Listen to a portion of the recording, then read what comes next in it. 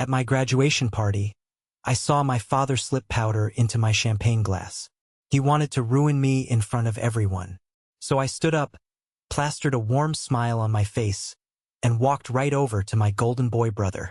"Looks like your glass is getting warm," I said, handing him mine. He smirked and drank what was meant for me. 10 seconds later, his eyes rolled back, and he hit the marble floor. "Thank you for being here. Please comment the letter Y, so I know you are ready. Sit back and listen to me tell the whole story." The Skyline Terrace ballroom was completely silent for a fraction of a second. It was that kind of heavy, suffocating silence right before a bomb goes off. The crystal flute shattered against the polished marble floor. The sharp crack echoed off the high ceilings, followed instantly by the heavy, lifeless thud of my brother, Elijah, collapsing.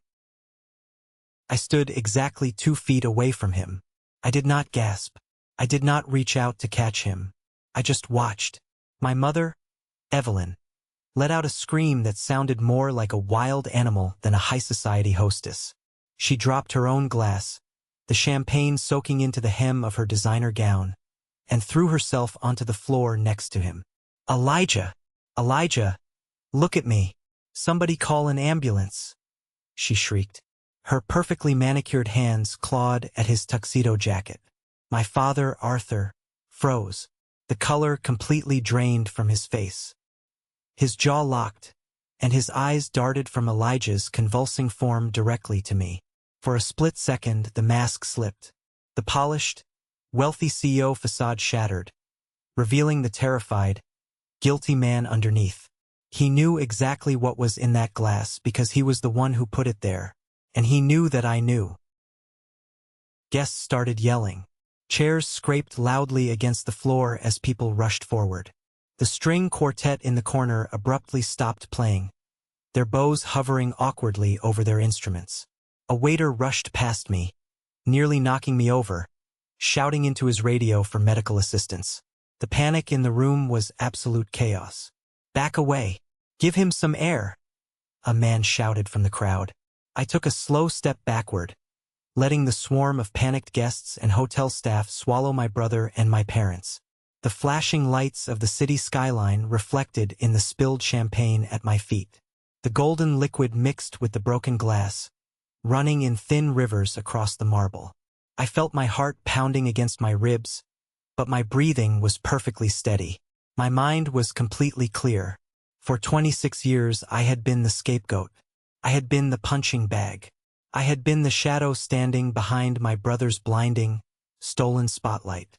They thought they could erase me tonight. They thought they could drug me, drag me out the back door like a drunk, and ruin my reputation forever just to clear the path for Elijah's grand evening. They were wrong. My best friend, Wyatt, stepped up beside me. He didn't say a word. He didn't have to. He just gave me a quick, hard nod. His phone was tight in his grip, the screen still glowing from the video he had just finished recording. The evidence was secured. The trap they built for me had just snapped their own legs. I looked at my father again. He was kneeling next to Elijah, trying to loosen my brother's silk tie with trembling fingers. Arthur looked up, his eyes meeting mine through the chaotic crowd. The hatred radiating from him was palpable. But there was something else there, too. Fear. Real, raw fear. He finally realized that the son he had treated like garbage for over 2 decades had just outplayed him in his own game. To understand how a family dinner turned into a crime scene, to understand why a father would try to poison his own son, and why I didn't hesitate for a single second to hand that lethal glass to my own flesh and blood, you have to know what they did to me. You have to know the absolute hell they put me through just 3 hours before that glass shattered. The story doesn't start with the poison. It starts with a smile.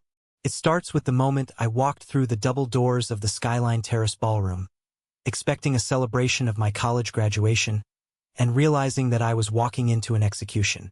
Let me take you back to 6 p.m., the beginning of the end. 3 hours earlier, the ballroom looked like a page out of a luxury magazine. Towering centerpieces of white orchids sat on every table. The smell of expensive roasted tenderloin and rich truffle oil filled the air.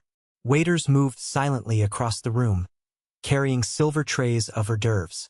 This party was supposed to be for me. I had just graduated near the top of my class with a degree in environmental engineering. I paid for every single credit hour myself. I worked nights. I worked weekends. I sacrificed sleep, a social life, and my own health to get that degree. My parents didn't pitch in a single dime, but they were the ones who sent out the gold-foiled invitations. They were the ones who rented this ballroom. They needed an excuse to throw a massive networking event to show off for their wealthy friends and potential business partners. My graduation was just a convenient theme. I stood near the entrance, adjusting my tie. No one greeted me. My parents were busy near the center of the room, laughing and clinking glasses with the local elite. Elijah was standing right beside them, holding court. He had graduated 3 years ago with a business degree he barely scraped by to get, but he was acting like this entire night was dedicated to him. I walked over to the seating chart displayed on a massive easel. I traced my finger down the alphabetical list of guests. I found Elijah's name instantly. Table 1. Center of the room, right in front of the stage. I kept scrolling. Down, down, down. Table 34. I walked through the maze of tables to find my seat. Table 34 was shoved into the absolute darkest corner of the ballroom.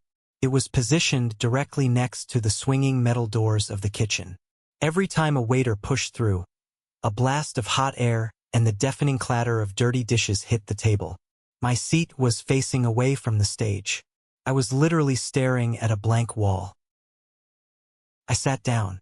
The heat from the kitchen made the back of my neck sweat. This wasn't a mistake. My mother micromanaged every single detail of every event she ever hosted. Putting me here was a calculated insult. It was her way of keeping me out of sight, out of mind, and out of the photographs. Suddenly, the lights dimmed. A spotlight hit the main stage. The event coordinator grabbed the microphone. "Ladies and gentlemen, welcome to this wonderful evening." The MC's voice boomed over the speakers. "We are here to celebrate success, hard work, and the incredible legacy of the Kelm family." The crowd politely clapped. "Let's give a warm welcome to our hosts, Arthur and Evelyn Kelm, and their remarkable eldest son, Elijah, who recently spearheaded the new downtown commercial development project." The applause grew louder. The spotlight swung to table 1, illuminating my parents and Elijah. They stood up, waving to the crowd. Elijah had that smug, effortless smile plastered on his face. The MC kept talking. He talked about my father's company. He talked about my mother's charity work. He talked about Elijah's future in the industry. He never said my name.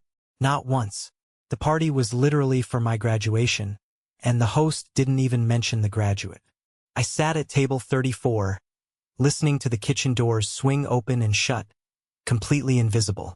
15 minutes later, the photographer started rounding up the family for official portraits near the flower wall. I walked over, forcing my posture to remain straight. I wasn't going to let them see me break. "Mason, get in the back," my father barked, not even looking at me as he adjusted his cuffs. "You're blocking Elijah." I stepped behind them. The photographer raised his camera. "All right, everyone," big smiles. As the flash went off, my mother leaned slightly backward. She didn't turn her head, but her voice sliced through the air, perfectly pitched so only I could hear it. "Smile, leech," she hissed through her perfectly white teeth. The word hit me like a physical punch. Leech. That was her favorite word for me behind closed doors. Because I lived under their roof while paying my way through school. She acted as if my mere existence was draining their bank accounts. I clenched my jaw. A vein throbbed in my temple. I looked at the back of her head, feeling a cold wave of anger wash over me. I wanted to scream. I wanted to flip the table. But I didn't. I held my ground. As the photographer checked his screen, I noticed my father pulling out his phone. His hands were shaking slightly. He stared at a text message, wiped a bead of sweat from his forehead, and aggressively shoved the phone back into his pocket. My mother, noticing his panic, reached into her clutch to pay the florist who had just walked up with an invoice. She handed over a sleek black credit card. The florist ran it through a portable machine. It beeped. Declined. My mother's face flushed red. She quickly snatched the card back, handed the woman a different one, and shot a nervous glance around the room to see if anyone noticed. I noticed. Something was very wrong with the perfect Kelm Empire. I walked away from the photo area, needing to put some distance between myself and my mother's toxic perfume. I headed toward the open balcony doors to get some fresh air. On my way, I passed a small group of older men holding whiskey glasses. In the center of the group was Mr. Sterling. Mr. Sterling was a titan in the real estate world. He was a billionaire, a ruthless businessman, and he had a daughter around Elijah's age. Everyone in the city knew my parents were desperately trying to set Elijah up with the Sterling girl. Elijah was standing right next to Mr. Sterling, holding a glossy, heavy stock portfolio. I recognized that portfolio instantly. It was mine. I stopped dead in my tracks. My heart dropped into my stomach. That portfolio contained my senior capstone project. It was a comprehensive, highly detailed blueprint for a commercial water purification system designed for large real estate developments. I had spent 8 months in the lab working on it. I spent my entire salary from my night shifts funding the research materials. It was the crowning achievement of my college career. It's a revolutionary approach to sustainable plumbing in high-rises. Elijah was saying, his voice oozing with fake confidence. He flipped to the centerfold blueprint. I noticed the massive water waste in our current developments, so I spent the last few months drafting this solution. I really think it could save developers millions. Mr. Sterling adjusted his glasses, looking genuinely impressed. This is brilliant, Elijah. I had no idea you possessed this level of engineering expertise. Your father must be incredibly proud. Well, Elijah chuckled modestly. I try to keep my head down and do the work. I stared at him, completely paralyzed by the sheer audacity. He wasn't just taking credit for a group project. He had gone into my room, stolen my physical portfolio, and was actively presenting my literal blood, sweat, and tears as his own genius idea to impress a billionaire. I took a step forward. My fists were balled so tight my nails dug into my palms. I was ready to walk right up to Mr. Sterling and tear that book out of my brother's hands. But before I could close the distance, Elijah laughed and pointed out the window toward the valet parking loop. I appreciate the kind words, sir. Actually, my parents were so thrilled with this design that they surprised me this morning, Elijah said, pulling a set of keys from his pocket. The silver crest of a Porsche dangled from his fingers. I looked out the window. Sitting directly under the hotel awning was a brand-new, midnight blue Porsche 911. A heavy, suffocating weight settled in my chest. They bought him a Porsche. My parents, who refused to give me $20 for textbooks when I was starving during finals week, bought my brother a 6-figure sports car as a reward for stealing my work. I backed away into the shadows of the hallway. I felt sick. The betrayal was so deep it physically hurt to breathe. They weren't just favoring him anymore. They were actively cannibalizing my life to feed his ego. I pulled out my phone and texted Wyatt. Meet me by table 34. Now, I made it back to my terrible seat just as the lights in the ballroom completely went out. A massive projector screen unrolled over the main stage. Soft, sentimental piano music started playing through the speakers. And now, a look back at the journey of our graduate, the MC announced. Wyatt slipped into the empty chair next to me. He took one look at my face and frowned. Dude, what happened? You look like you're about to murder someone. Just watch the screen. I whispered, my voice completely hollow. The video started. The first picture was of my parents holding a newborn baby in the hospital. But it wasn't me. It was Elijah. The date stamped on the bottom of the photo proved it. The slide transitioned. A family vacation to Hawaii. My parents smiling on a boat with 12-year-old Elijah. I remembered that trip. I was 10. I was the one who took the picture because my mother said I looked too messy to be in the frame. The slides kept coming. Christmas mornings, Thanksgiving dinners, high school football games. Picture after picture, memory after memory. And I was in none of them. Then, a picture flashed on the screen that made my stomach physically turn. It was a picture of my high school graduation. I remembered the exact moment it was taken. I was standing in my blue cap and gown, holding my diploma, with Elijah standing to my left and my parents to my right. But on the screen, the picture was cropped. They had literally sliced the photo down the middle. I was completely removed. All that was left was my parents, smiling proudly next to Elijah, who was bizarrely holding a rolled-up program that they were trying to pass off as a diploma. They had meticulously, intentionally erased my entire existence from the family history. They were showing hundreds of people a fabricated reality where Arthur and Evelyn Kelm only had one perfect, successful son. "Are you kidding me?" Wyatt muttered, disgusted. "They photoshopped you out of your own high school graduation?" Before I could answer, a loud, obnoxious laugh erupted from the table next to ours. It was Dylan. Dylan was a guy I went to college with. I spent dozens of hours tutoring him in calculus just so he wouldn't fail out his sophomore year. Now, he was sitting with my mother's friends, holding a glass of scotch and trying to network his way up the corporate ladder. "I'm telling you, it's a miracle Mason even graduated," Dylan said loudly, his voice carrying perfectly over the soft piano music. He was staring right at my mother, desperate for her approval. "Remember sophomore year? He literally failed his midterms. The guy is a total slacker." My mother smiled, taking a delicate sip of her wine. "We know, Dylan. We've tried our best with him, but some people just refuse to apply themselves. We practically had to drag him across the finish line." The rage inside me shifted. It stopped being hot and frantic, turned ice cold. I stood up.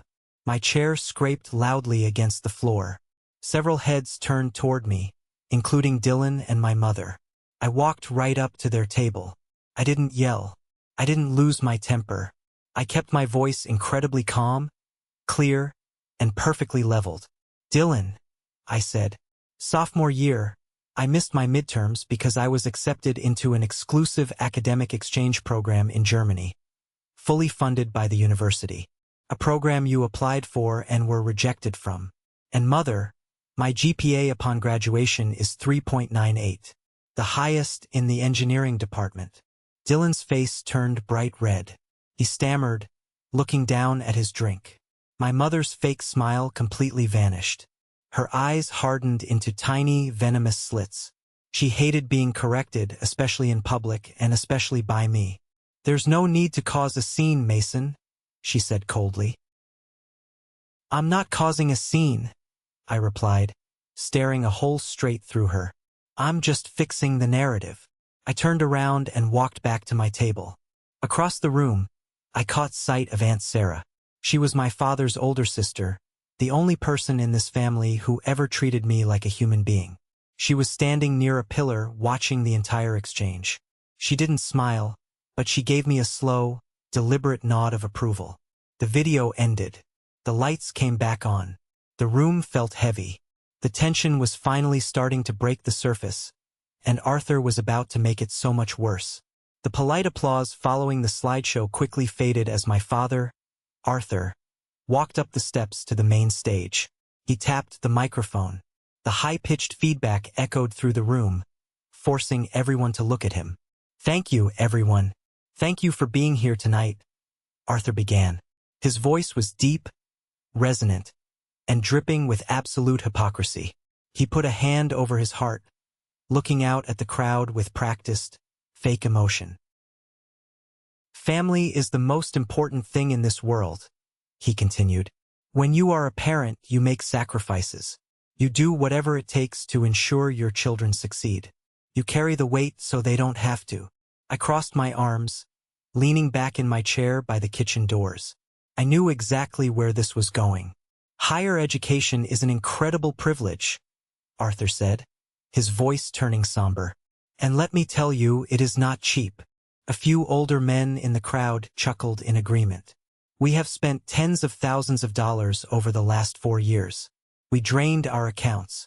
We made hard choices to build a college fund to ensure that Mason could stand here today with a degree. It was a heavy burden, but we carried it gladly." The crowd erupted into applause. People were literally clapping for his financial sacrifice. A wealthy business partner of my father's, a man named Henderson, was walking past my table on his way to the bar. He stopped, looking down at me with a patronizing smirk. "You better appreciate what your old man did for you, kid," Henderson sneered. "Not many fathers would drop 50 grand on a college fund for a kid who clearly doesn't appreciate it. You owe him your life." The ice-cold rage inside me solidified into steel. I looked up at Henderson, my face entirely blank. "I appreciate nothing," I said, my voice loud enough for the tables around us to hear. Henderson stopped smiling. "Excuse me?" I stood up. I said I appreciate nothing, because my father didn't pay a single cent for my education.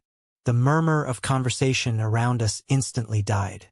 People at the neighboring tables turned in their seats to stare at me. "I earned a full-ride academic scholarship my freshman year," I continued, listing the facts clearly. "I received the state STEM grant my sophomore and junior years. And for the expenses the grants didn't cover, I worked the night shift at a loading dock from 10 p.m. to 4 a.m., 5 days a week. My father hasn't contributed a dollar to my life since I turned 18.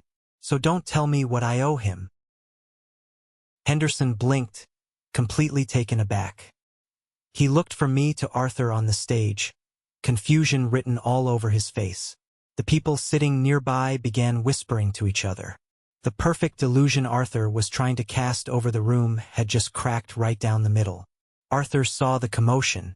He saw me standing. His face turned an ugly shade of purple, but he forced a tight, rigid smile and quickly wrapped up his speech. "Thank you all, enjoy the dinner," he barked into the mic before practically storming off the stage. I sat back down. My heart was racing. I had finally fought back. I had finally punctured their balloon of lies. Wyatt let out a low whistle. "Dude, you just dropped a grenade." "I'm not done," I said, and I wasn't. Before I could even catch my breath, someone tapped my shoulder. I spun around, ready for another fight. It was Aunt Sarah. She looked around nervously, ensuring no one from my parents' inner circle was watching us. She reached into her expensive leather handbag and pulled out a thick, manila envelope. She shoved it directly into my chest. "Take it. Put it away immediately," she whispered urgently. "What is this?" I asked, sliding the envelope under the tablecloth onto my lap. "Your father's real legacy," Aunt Sarah said bitterly. "I heard what you said to Henderson. You were right to speak up, Mason.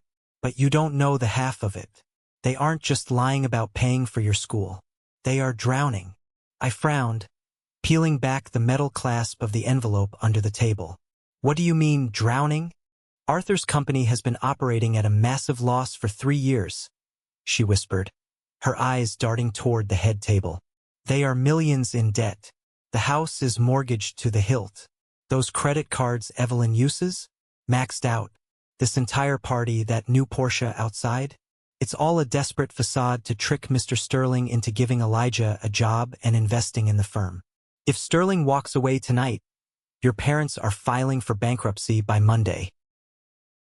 I stared at her, my mind spinning. The declined credit card with the florist suddenly made perfect sense. The desperation to impress the billionaire. It was all a house of cards. "But that's not why I gave you this," Aunt Sarah continued, her voice trembling slightly. "Look at the second page in that envelope." I reached into the manila folder and pulled out a stack of papers. The first few pages were bank statements showing zero balances and past due notices. But the second page was a loan agreement. It was a personal loan from a high-interest private lender. The amount was $120,000. Exactly enough to buy a brand new Porsche 911. I looked at the signature line at the bottom of the contract. My blood ran absolutely cold. It wasn't Arthur's signature. It wasn't Elijah's signature. It was mine. He forged my name? I choked out, the words tasting like ash in my mouth. He took out a massive loan under my name to buy Elijah a car? "He used your social security number," Aunt Sarah confirmed, looking at me with deep, profound pity. Because his credit is completely destroyed. When this all comes crashing down, Mason, the bank isn't coming for Arthur. They are coming for you. You need a lawyer. Tonight. I stared at my forged signature. The betrayal was so absolute, so evil, that it transcended anger. My own father had chained me to a mountain of debt, ruining my financial future before my career even started, just to buy a shiny toy for his favorite son. They pushed too far, Aunt Sarah said quietly. Do what you have to do. She turned and walked away, disappearing into the crowd. I sat there in the shadows, holding the proof of my father's felony. I wondered if my mom ever considered divorce when the money ran out, or if she was perfectly fine going down with the ship as long as she looked good doing it. Before I could process my next move, my mother suddenly appeared at my table. She leaned down, her fingers digging painfully into my shoulder. If you open your mouth and humiliate your father one more time tonight, Evelyn hissed, her breath smelling of expensive wine and pure malice, I will personally make sure you never work in this city. Do not test me, Mason. I slowly turned my head. I looked directly into my mother's eyes. I didn't feel intimidated. I didn't feel scared. I just felt disgusted. A scene is just the truth with better lighting, Mother, I said softly. She flinched, genuinely taken aback by the dead, cold look in my eyes. She let go of my shoulder and practically ran back to the safety of her wealthy friends. I looked at Wyatt. We need to move. Now. I couldn't just sit there anymore. I needed air. I needed to think. I grabbed the envelope, shoved it into my jacket pocket, and stood up. Wyatt followed right behind me. We bypassed the main ballroom floor and ducked into the narrow, dimly lit service hallway that ran behind the kitchen. It was meant only for the catering staff, stacked with empty silver trays and extra linens. It was quiet here, away from the music and the fake laughter. I leaned against the cool cinderblock wall, pulling out my phone. I needed to find a lawyer. I needed to figure out how to report identity theft without ending up in jail myself. Mason, Wyatt whispered sharply, grabbing my arm. He pointed down the hallway. About 20 feet away, the door to the manager's office was cracked open just an inch. A sliver of yellow light spilled out onto the hallway floor. I heard voices, hushed, frantic voices. I crept closer, walking incredibly softly so my dress shoes wouldn't click on the tile. Wyatt followed, pulling out his phone and opening the camera app. He pressed record, holding the lens right up to the crack in the door. I put my ear close to the opening. It was my father, my mother, and my older cousin Julian. Julian was the event coordinator, the guy pulling the strings behind the scenes tonight. He's out of control, Arthur. My mother was whispering frantically. He embarrassed you in front of Henderson. If he walks over to Sterling and starts talking, he's going to ruin the entire deal. He's going to ruin Elijah's promotion. We will lose everything. I know, Evelyn, I know. Arthur snapped back. I could hear him pacing. The kid is a liability. We can't afford to have him talking. So what do we do? Julian asked. His voice was cold, entirely detached. I can have security throw him out. No, that causes a scene, Arthur said quickly. People will ask questions.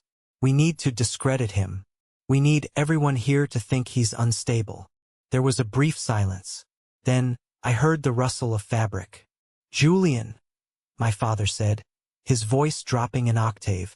You still have those prescriptions? The heavy sedatives you take for your flights.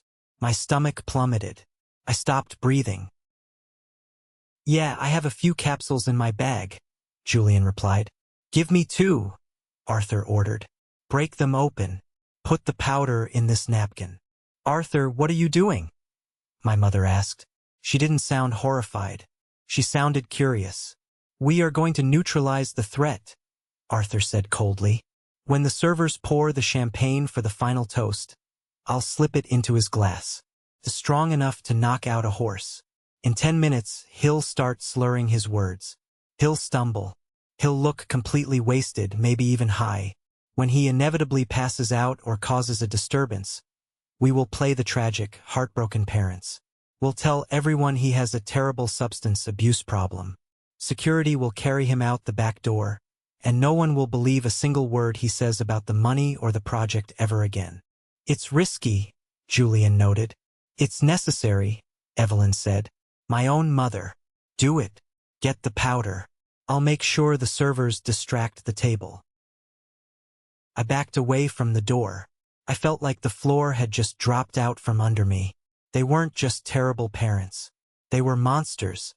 They were actively conspiring to drug me, poison my body, and destroy my reputation, all to protect their pathetic lies. Wyatt lowered his phone. His face was pale, his eyes wide with shock. He looked at me, completely speechless. I didn't panic.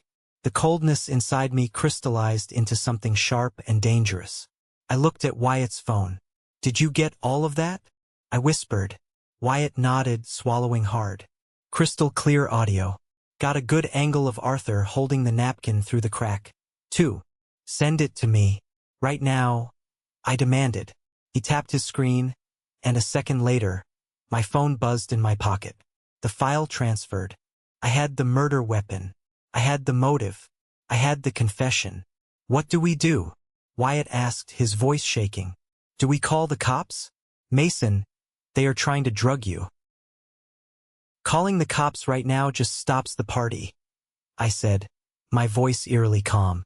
If I call the cops, Arthur will hire an expensive lawyer and claim it was a misunderstanding. They will spin it. I need to catch him in the act.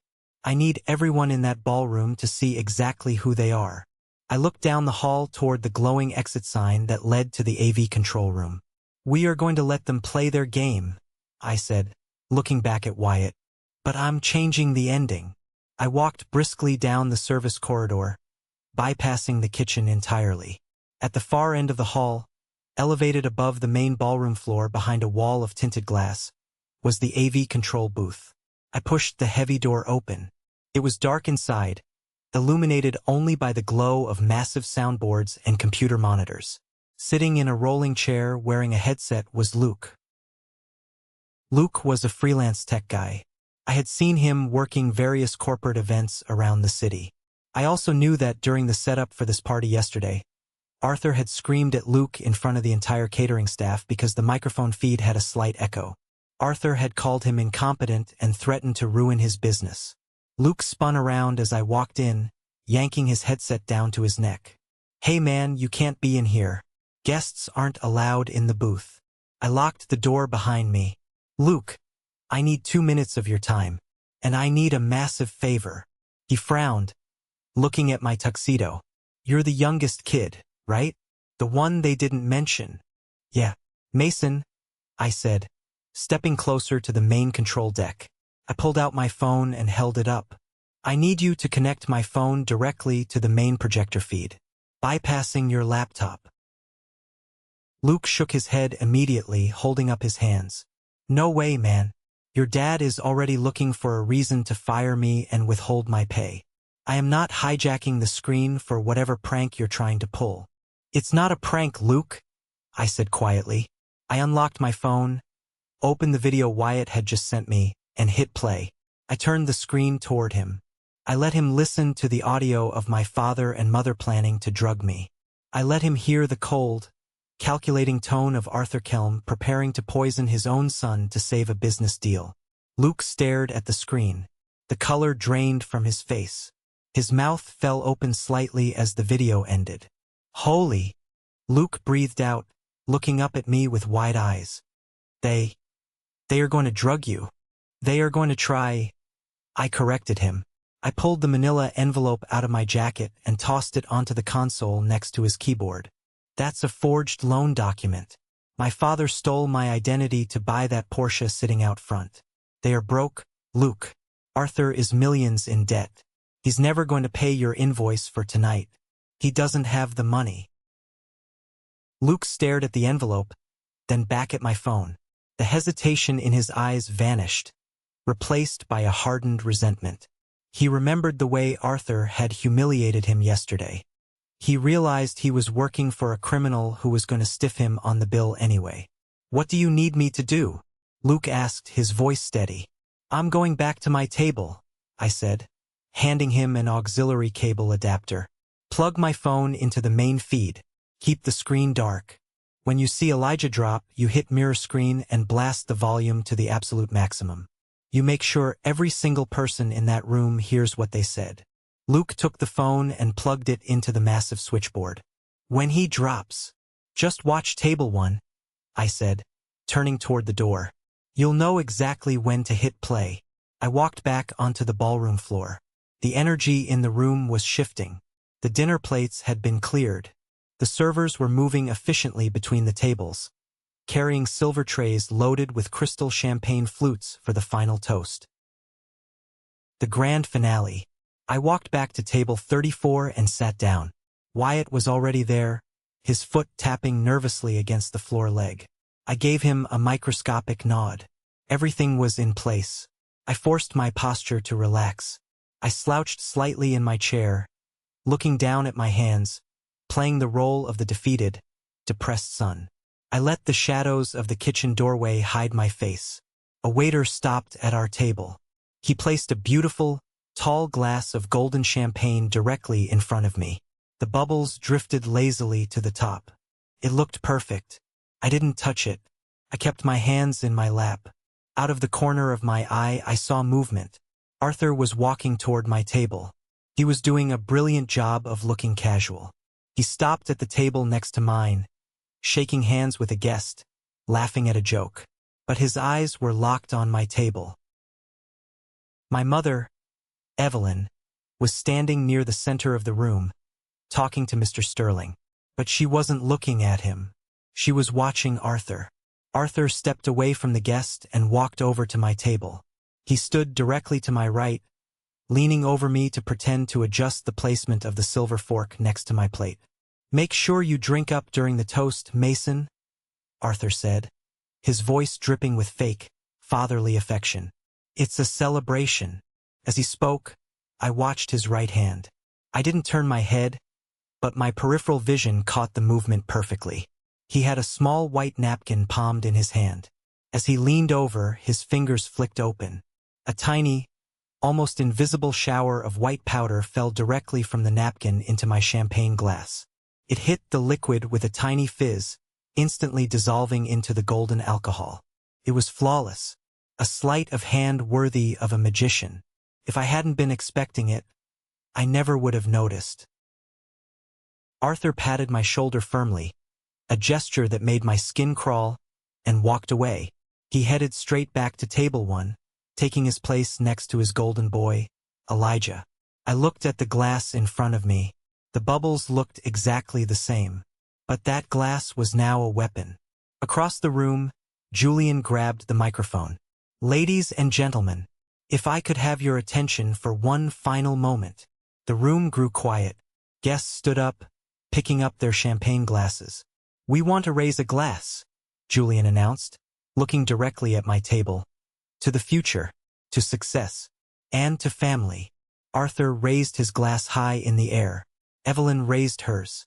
Elijah stood up, grabbing his glass, grinning from ear to ear. I wrapped my fingers around the stem of my poison glass. The crystal felt ice-cold against my skin. I stood up. I didn't stay at table 34. I didn't hide in the shadows anymore. I started walking. I walked straight through the maze of tables, navigating the crowd, carrying the lethal dose of champagne right in front of me. My mother noticed me moving. Her eyes widened slightly in panic, but she couldn't say anything. She couldn't stop the toast. I walked right up to table 1. I stood directly in front of Elijah. He looked at me, raising an eyebrow. "What do you want, Mason? Go back to your corner." I smiled. A massive, warm, terrifyingly calm smile. "Just wanted to toast the man of the hour," I said loudly, ensuring the people around us could hear. I looked at the glass in his hand. "Oh man, you've been holding that a while. Looks like your glass is getting warm. Here, take mine. It's fresh from the tray." Elijah scoffed, his arrogance completely blinding him to the danger. Why would he suspect me? I was the weak little brother. He reached out and snatched my glass from my hand, shoving his slightly warmer glass into my chest. "Whatever," Elijah muttered, raising the poisoned glass high. I looked over his shoulder at Arthur. My father's eyes were the size of dinner plates. He reached his hand out, opening his mouth to scream, to stop the toast, to knock the glass away. But he was too late. To the future, Elijah yelled, and he threw his head back, downing the entire glass of spiked champagne in one massive, greedy gulp. The crystal glass didn't even leave Elijah's lips before the disaster started. He threw his head back and swallowed the entire flute of champagne in one massive, greedy gulp. He slammed the empty glass down on the table, laughing at a joke the man next to him had just made. I stood exactly 2 feet away, my hands hanging casually at my sides. I watched him. I watched Arthur. My father's hand was frozen in midair. He had reached out, a split second too late, to grab the glass from his golden boy. Arthur's face went completely white. All the color drained from his cheeks. He looked like he had just seen a ghost. He knew exactly what was in that drink. He knew the dosage was meant to knock out a grown man who was fully expecting to fight it. Elijah had no idea what was hitting his bloodstream. To the future, Elijah said again, wiping his mouth with a crisp white napkin. Then he blinked. Hard. He shook his head like a dog trying to get water out of its ears. He reached out to grab his fork, but his hand missed the silver handle entirely. His fingers clumsily swiped against the edge of his china plate. The heavy plate spun, knocking over a water goblet. Ice and water spilled all over the expensive linen tablecloth. "Whoa, Elijah! Take it easy," Mr. Sterling chuckled from across the table, thinking my brother had just had a bit too much to drink before the speech. But it wasn't alcohol. It was a heavy, industrial-grade sedative. Elijah tried to stand up.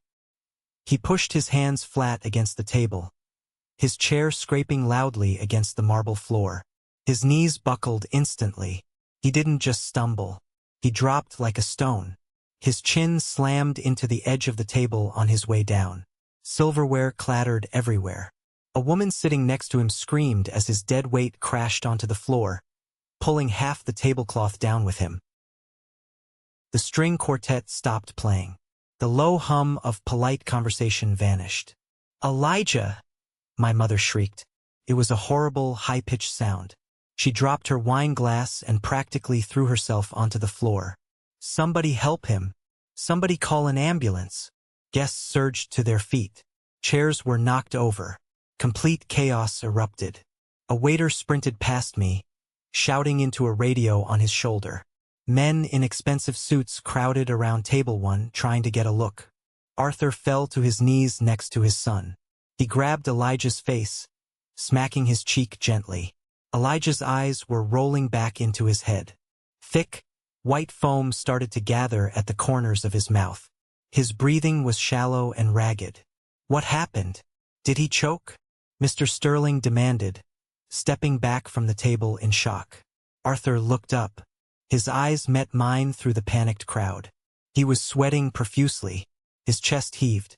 He looked at me, and in that one fraction of a second, the truth hung perfectly still in the air between us. He knew I had swapped the glasses. He knew his plan had backfired. He had just poisoned his own favorite child. I didn't smile. I didn't gloat. I just stared back at him with absolutely zero emotion. I wanted him to feel the exact weight of what he had done. "He needs air. Give him some space," a guest yelled, pushing people back. My mother was sobbing hysterically, clutching Elijah's limp hand. "He was fine a second ago. What is wrong with him? Arthur, do something." Arthur stood up. His hands were shaking violently. He looked around the room, trying to regain control, trying to put the mask back on. "It's a medical emergency. Please, everyone remain calm. The paramedics are on their way." He was trying to manage the optics. Even with his son foaming at the mouth on the floor, Arthur Kelm was trying to manage the public relations of the situation. It made my stomach turn. But he wasn't going to control the narrative tonight. Not anymore. I looked up toward the back of the ballroom, directly at the tinted glass of the AV booth. I gave a single, sharp nod. Luke was waiting. He didn't hesitate. Suddenly, the massive projector screen hanging over the main stage flickered to life. The bright white light temporarily blinded the guests standing near the front. The room's massive, state-of-the-art sound system crackled. And then, a voice boomed out of the speakers. It wasn't the MC. It wasn't the soft piano music. It was a recording. The audio was incredibly crisp, amplified so loudly that it vibrated in the floorboards. "He's out of control, Arthur. He embarrassed you in front of Henderson." It was my mother's voice. The entire ballroom froze. The panic shouting died instantly. Hundreds of guests stopped moving, their eyes glued to the giant screen. The video was a dark, shaky shot taken through a cracked door, but the voices were unmistakable. "I know, Evelyn, I know." Arthur's voice fired back through the speakers, echoing off the high ceilings. "The kid is a liability. We can't afford to have him talking." My mother, still kneeling on the floor next to Elijah, stopped sobbing. Her head snapped up. She stared at the screen in pure, unadulterated horror. Arthur stumbled backward, bumping into a chair. "Turn that off," he screamed. "Turn the system off right now." But Luke had locked the booth. The audio kept playing, loud and ruthless. "So what do we do?" Julian's voice asked on the tape. "Julian, you still have those prescriptions? The heavy sedatives you take for your flights?" Arthur's recorded voice asked. Gasps rippled through the crowd. Women covered their mouths. The wealthy elite of the city, the people Arthur had spent his entire life trying to impress, were now standing in a circle, listening to a premeditated crime. "Give me 2, Arthur's voice commanded. "Break them open.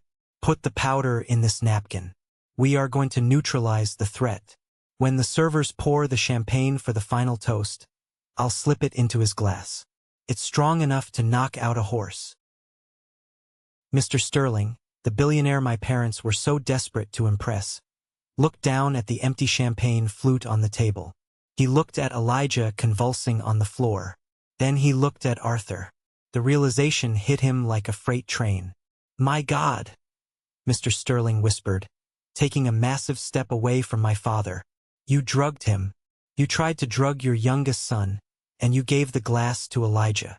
No, it's a fake. It's edited," Arthur shouted, his voice cracking in panic. He was looking around wildly, pointing at the speakers. "Mason did this. He's trying to ruin us."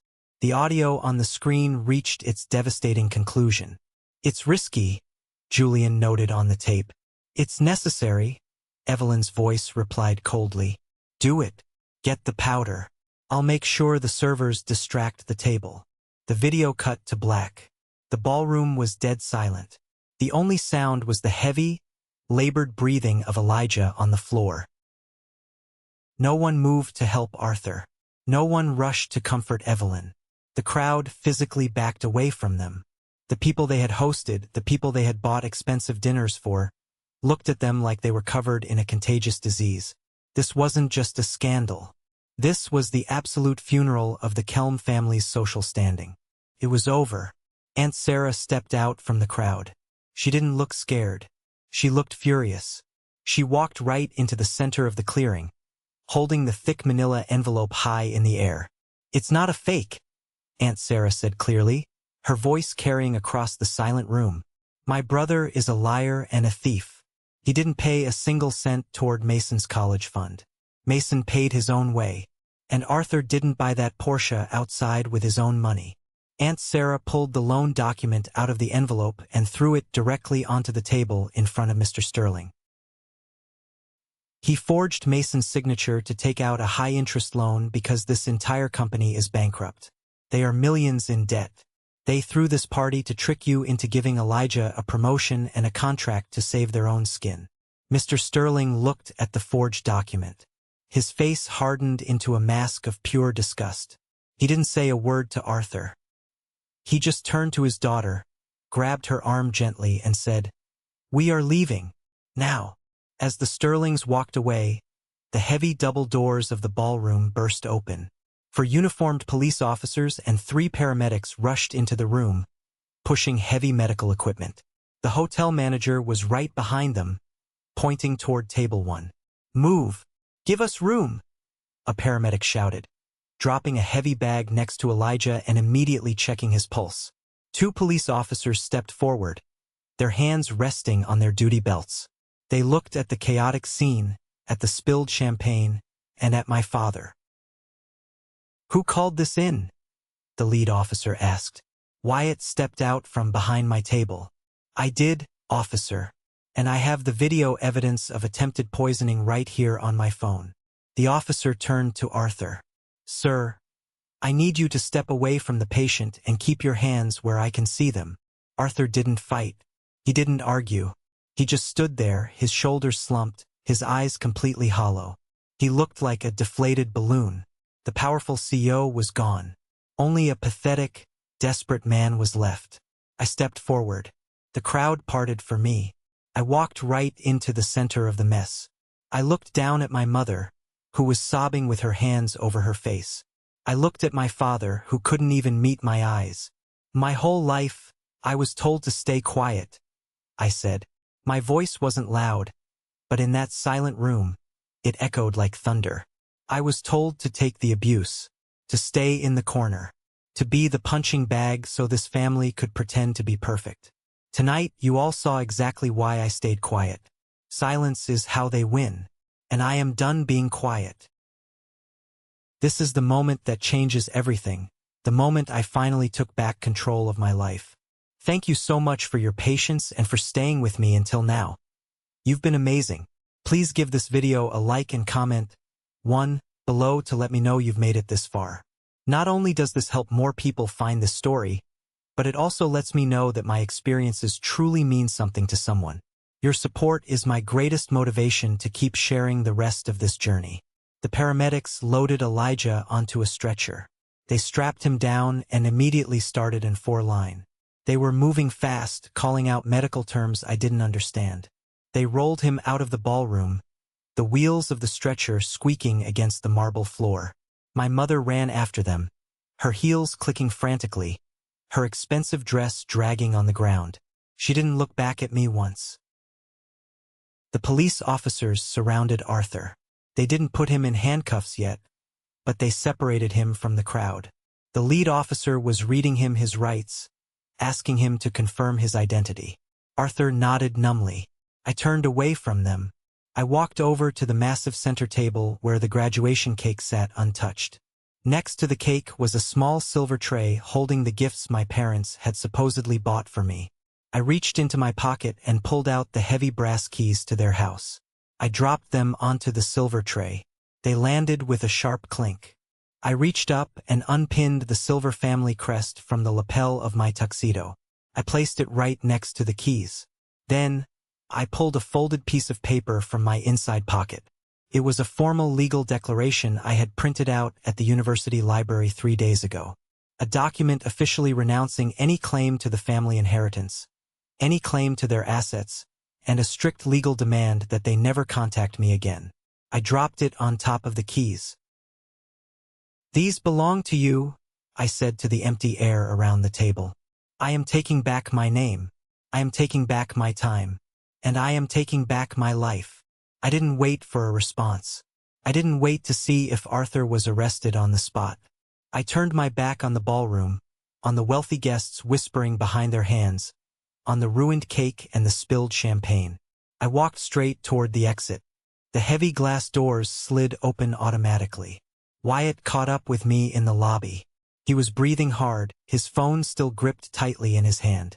We walked through the hotel lobby and pushed through the revolving doors into the cool night air. The city was quiet. The cold wind hit my face, and for the first time in 26 years, I took a deep, full breath. The heavy, suffocating weight I had carried on my chest my entire life was completely gone. I wasn't just a survivor anymore. I was free. I looked at Wyatt. He let out a long, shaky exhale. Man, that was intense. "It's over," I said, looking up at the city skyline. "It's finally over." But the truth is, the fallout was just beginning. When you destroy a massive house of cards, the cleanup takes a long time. A month passed. The first few weeks were a complete media circus. The video from the AV booth leaked to a local news station within 24 hours. You can't have a ballroom full of society's elite without someone pulling out a phone and hitting record. The clip of Arthur Kelm plotting to drug his own son went viral. The consequences were swift and absolutely brutal. Arthur was formally charged with attempted poisoning, reckless endangerment, and identity theft. The police found the remaining sedative pills in Julian's bag, and Julian immediately flipped on Arthur to save himself from jail time. He testified that Arthur masterminded the entire thing. The business world reacted exactly how you would expect. Investors pulled their money overnight. Clients canceled contracts. The board of directors held an emergency meeting and ousted Arthur from his own company. The firm filed for Chapter 11 bankruptcy a week later. The bank swooped in and seized everything. Elijah survived. The paramedics pumped his stomach at the hospital, and he spent 3 days in the ICU recovering from the heavy dose of sedatives. But his reputation didn't survive. Mr. Sterling, furious about being lied to, used his massive influence to ensure Elijah was blacklisted from every major commercial real estate firm in the state. Worse, Sterling launched an independent review of the water purification project Elijah had presented. He easily discovered the university records proving the project belonged to me. Elijah was publicly exposed as a fraud and a thief. Without his daddy's money to protect him, the golden boy was suddenly just an unemployed, disgraced 28-year-old with zero actual skills. The bank repossessed the brand new Porsche 911 directly from the hospital parking lot. Because Arthur had forged my signature to get the loan, I had to hire a lawyer to clear my name. It took a few weeks of legal fighting, presenting the audio recording and Aunt Sarah's testimony, to prove fraud. The bank dropped the debt from my credit report and went after Arthur instead, adding bank fraud to his growing list of federal charges. My mother, Evelyn, didn't handle the fall from grace well. The society friends she had spent decades kissing up to dropped her instantly. She was uninvited from the charity galas. Her country club membership was revoked. When the money completely dried up and the reality of Arthur's impending prison sentence set in, she filed for divorce. She tried to claim she had no idea about the debt or the poisoning, completely ignoring the fact that her voice was on the recording telling Arthur to neutralize the threat. She fought ruthlessly for custody of whatever assets were left, but there was nothing to take. They were ruined. The final time I saw them was in a sterile, fluorescent-lit conference room at my lawyer's office downtown. I sat on one side of a long mahogany table. Arthur and Evelyn sat on the other side. They looked 10 years older. Arthur was wearing a cheap, off-the-rack suit that didn't fit him right. His hair was thinning, and he had dark circles under his hollow eyes. Evelyn was pale, picking nervously at her fingernails. They sat far apart from each other, refusing to make eye contact. My lawyer slid a thick stack of papers across the table. "These are the cease and desist orders," my lawyer said professionally, "and a non-disclosure agreement. By signing this, you agree to never contact Mason again. You agree to never use his name, his likeness, or his academic achievements in any public setting, press interview, or legal defense. If you violate this agreement, we will sue you for everything you have left." Arthur stared at the paper. His hand hovered over the pen. He looked up at me. His eyes were desperate. He looked like a man drowning, begging for a life raft. "Mason," Arthur started, his voice cracking. "Please, the legal fees. I'm looking at 5 years in minimum security. Your mother is taking the house. I have nothing. You just got that new job. I know your starting salary is significant. If you could just lend me." I held up my hand, stopping him mid-sentence. I looked at the man who had verbally abused me, ignored me, and literally tried to poison my body. I didn't feel angry anymore. I just felt an overwhelming sense of pity. "Sign the paper, Arthur," I said coldly. Evelyn leaned forward, tears welling up in her eyes. "Mason, please. We are your family. You can't just abandon us. We made a mistake. We were under so much pressure with the business. Forgive us."